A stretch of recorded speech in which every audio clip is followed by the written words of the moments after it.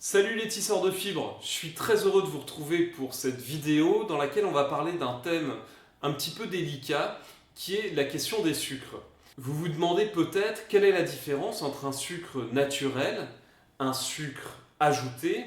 Est-ce que le sucre naturel et le sucre ajouté ont les mêmes propriétés, les mêmes effets sur l'organisme? Si vous regardez un plat tout préparé, dans la liste des ingrédients, vous voyez maintenant très souvent du sucre ajouté. Mais lorsque vous regardez un pot de coulis de tomates, 100% tomates, vous voyez aussi dans les valeurs nutritionnelles, glucides dont sucre, une quantité assez importante de sucre. Est-ce que dans un cas comme dans l'autre, ça pose les mêmes problèmes? C'est ce dont on va essayer de répondre dans cette vidéo. Pour commencer, on va définir ce que c'est qu'un sucre. Un sucre, c'est une molécule qui appartient à la famille des glucides, au même titre qu'il existe la famille des protéines et des lipides, ce sont des macronutriments. Et donc dans les glucides, on distingue d'un côté les sucres simples et de l'autre les sucres complexes. Les sucres simples, ce sont des molécules qui sont le glucose, le fructose et le galactose. Et ces trois molécules peuvent être assemblées. Par exemple, un assemblage de plusieurs molécules de glucose donne de l'amidon, qu'on retrouve dans les pâtes, le riz ou les pommes de terre, etc.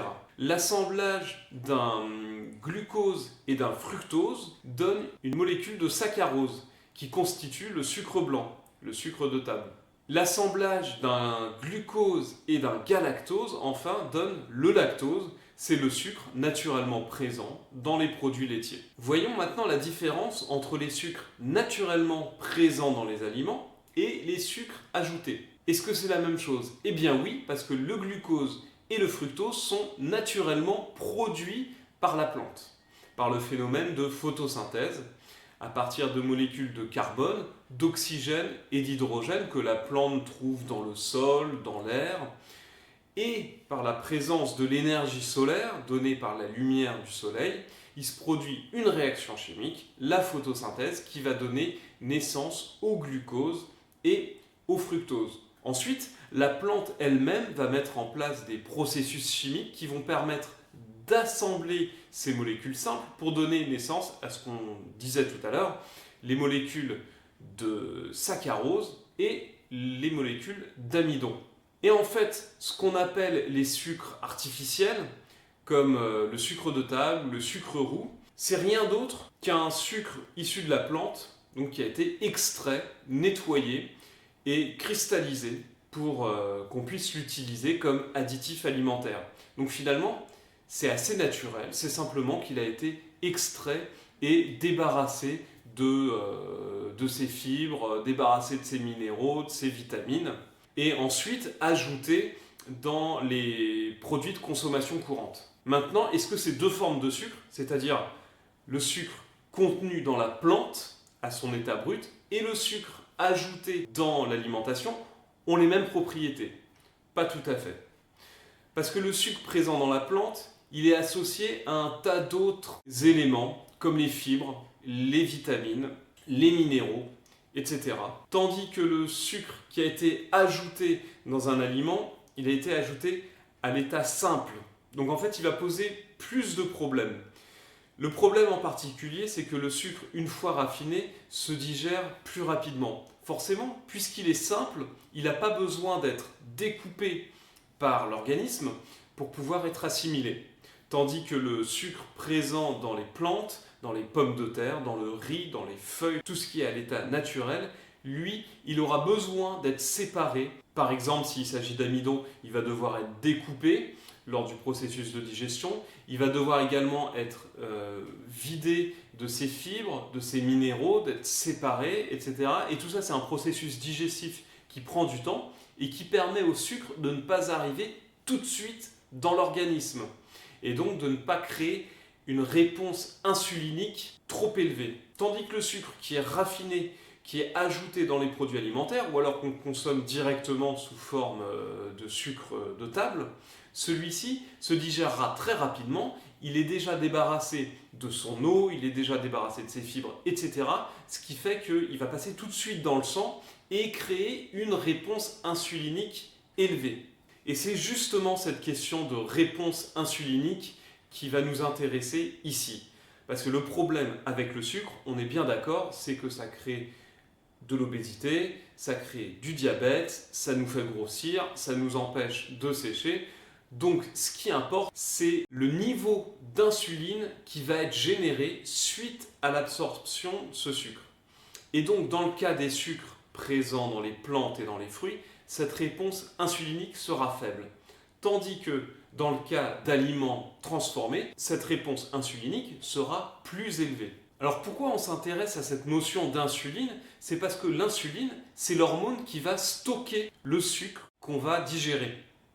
Plus vous sécrétez d'insuline par le pancréas, plus le sucre présent dans le sang suite à la digestion sera stocké. Et généralement, il sera stocké sous forme de graisse, sauf dans un cas de figure, c'est si vous allez faire du sport juste après, ou que vous êtes en train d'en faire, ou que vous venez tout juste de terminer votre séance. À ce moment-là, le sucre sera utilisé prioritairement pour reconstituer les stocks de glycogène musculaire. Mais en dehors de ces trois cas de figure, le sucre, lui, va tout de suite être stocké sous forme de tissu adipeux. C'est pour ça qu'il est important de diminuer au maximum la réponse insulinique. Et comment faire pour diminuer cette réponse insulinique? Eh bien, consommer des aliments à index insulinique faible. Alors attention, je parle bien d'index insulinique et non pas d'index glycémique. Je vous expliquerai après la différence. Grosso modo, les aliments à index insulinique faible, c'est-à-dire ceux qu'il faut privilégier 99% du temps, c'est les aliments naturels qui contiennent certes des sucres, mais également des fibres, des minéraux, des vitamines, de l'eau qui n'ont pas été cuits, ou alors très peu, et également qui contiennent plutôt une faible proportion de glucides, et qui contiennent également peu de protéines, parce qu'il faut savoir que la protéine augmente la réponse insulinique. Plus vous consommez un aliment riche en protéines, par exemple la viande ou des laitages, plus la réponse insulinique sera importante. C'est pourquoi il vaut mieux consommer ces aliments riches en protéines autour de l'entraînement, si possible. A l'inverse, les aliments qui auront été transformés, dont le sucre aura été séparé des autres constituants naturels de la plante, ou alors les aliments qui sont riches en protéines, ceux-là auront une réponse insulinique beaucoup plus importante, et donc vous feront davantage grossir.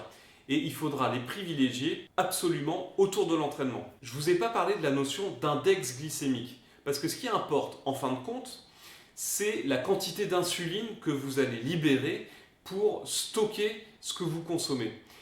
Effectivement, la notion d'index glycémique est liée d'une certaine manière à la réponse insulinique, mais pas totalement. On pourra faire une vidéo plus spécifique pour parler effectivement de cette distinction entre index glycémique et index insulinique. Grosso modo, les deux sont liés. Par exemple, plus vous avez un aliment chargé en glucides, plus l'index insulinique sera élevé, mais la quantité de protéines, elle, n'est pas prise en compte. Dernière petite chose, avant de terminer cette vidéo, est-ce que vous connaissez la différence entre le sucre blanc et le sucre roux? Eh bien, le sucre blanc, c'est le sucre qui est issu de la betterave sucrière, qui est cultivée en grande partie en France, tandis que le sucre roux provient de la canne à sucre. On l'appelle également cassonade. Il y a dans la canne à sucre un pigment qui donne cette teinte rousse au sucre. D'un point de vue pratique, entre les sucres raffinés et les sucres naturellement présents dans les aliments, il ne faut pas trop vous prendre la tête. Si vous devez choisir, ne retenir qu'un indicateur, pensez à l'index insulinique. Comme on n'en parle pas encore beaucoup, qu'il n'y a pas beaucoup de tableaux, je vais vous mettre un tableau dans la description, reportez-vous sinon à l'index glycémique, ce sera déjà pas mal. Vous pouvez très bien vous autoriser une fois de temps en temps un petit peu de sucre ajouté, ça ne vous posera pas de problème. Essayez de privilégier dans vos recettes, par exemple vos recettes de pâtisserie sucrée, le sucre complet ou le sucre rapadura. C'est un sucre dont on a gardé les fibres, les minéraux et les vitamines. Ce sera plus nourrissant pour vous en termes de vitalité et en plus l'index glycémique sera plus bas. Le miel également est pas mal, il a un index glycémique un peu plus bas que le sucre blanc. Il contient là aussi des vitamines, des minéraux et d'autres choses très bonnes pour la santé. Et enfin, vous pouvez essayer le sucre de coco qui a pour avantage d'avoir un index glycémique très très faible, je crois de 35, donc par rapport au sucre blanc qui est de 100, c'est très intéressant. Et donc qui aura probablement une réponse insulinique beaucoup plus faible que les sucres habituels. C'est équivalent à celui de fruits à faible index glycémique ou même à certains légumes. Donc il ne faut pas vous priver. Voilà les tisseurs de fibres, j'espère que cette vidéo vous aura instruit, que vous y voyez plus clair sur la distinction entre les différentes formes de sucre, lesquelles choisir, comment faire vos courses, comment vous alimenter. Et en attendant la prochaine vidéo, je vous souhaite une bonne muscu et, comme d'habitude, restez libre. Ciao!